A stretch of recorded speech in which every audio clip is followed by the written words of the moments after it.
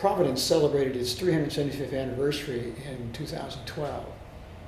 Because it was 375 years before that Roger Williams had come here, a refugee from Massachusetts Bay Colony. He had been put on trial up there and convicted of sedition and heresy and was going to be banished to England, where he probably would have died in prison. So he fled down here, crossed over into Narragansett Indian Territory, and he got this land that Providence is seated on. He was followed down here by people from his former church in Salem. He'd been the pastor in Salem. He came here in 1636, and then the following summer they finally actually organized a town government. They got organized because they realized they needed to have some kind of a watch against wolves and fires and other kind of things, and to deal with town matters. And they did something that was unique, and that was to create a place where religion and citizenship were separated. First place in modern history where that was done. Town householders agreed they would abide by the majority rule of householders, kind of a democratic thing, only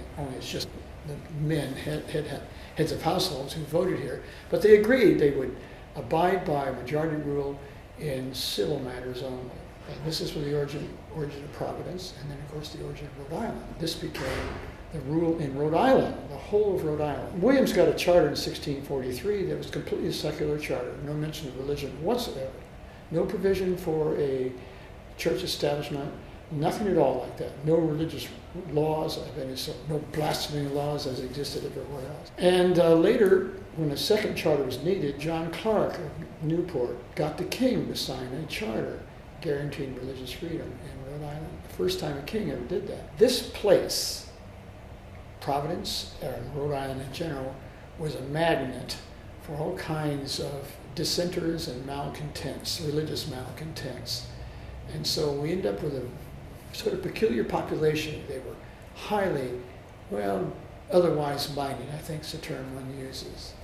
They were stiff, obstinate sorts of people who had been driven out of almost every place else. And all the neighboring colonies, including the Dutch colony of New Amsterdam, which is now New York, regarded Rhode Island as the sewer of New England. This becomes the reason why Rhode Island would be the place where the Quakers came, and soon dominated, by the way, and the first Jews were allowed to stay too. Everywhere else they went, they were kicked out, but they could live in Rhode Island. And that was in large part because of Roger Williams.